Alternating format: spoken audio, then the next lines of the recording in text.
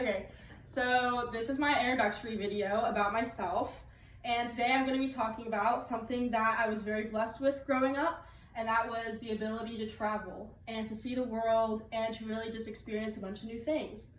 Now, my family was always very letting me do and try a bunch of new things growing up. I was able to try any sport that I really set my heart to, including soccer, volleyball, horseback riding, tennis, basically anything. And so I think that really reflects a lot about my character and that I was always willing to try new things. But traveling is a great way also to learn new things and to educate yourself on the world around you. And luckily, my family has given me the opportunity to see the world.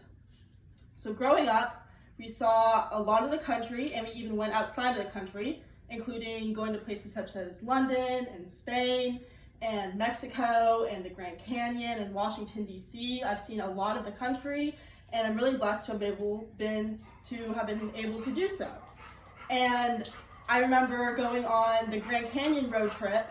We had to stop at almost every single historical monument and see almost every single presidential library every time that we traveled. And I think that even though I wasn't really invested into seeing these kind of things, it still taught me a lot about when you're traveling, different people want to see different things, and it really helps you deal with things like patience. Another thing that helps you deal with patience is in road trips, there comes traffic.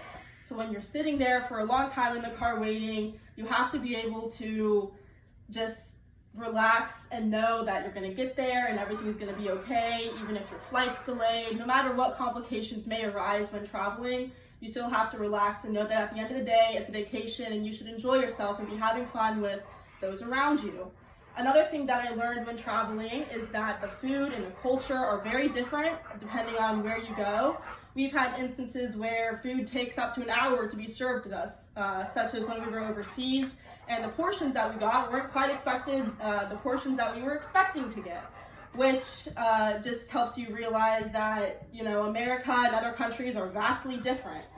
Another important thing that I noticed when traveling is that you're going to encounter hotels, Airbnbs, all sorts of architecture that you would normally have seen. For example, when we went to Spain, we saw a lot of cathedrals and interesting hotels and just a lot of different architectural landscapes that I normally wasn't used to here in Texas.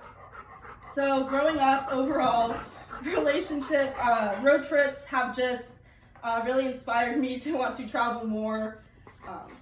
So then, today, fast forward, traveling on my own, this past year, I flew to Boston by myself, and that was the first time I had ever been on an airplane by myself.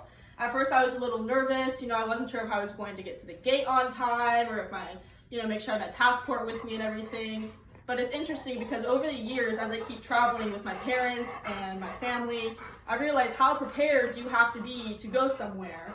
And you really have to take time in planning these things out, what time you're going to wake up, what time you're going to eat breakfast, what time you're going to leave for the day, things like that to really ensure that you have a safe and happy vacation experience.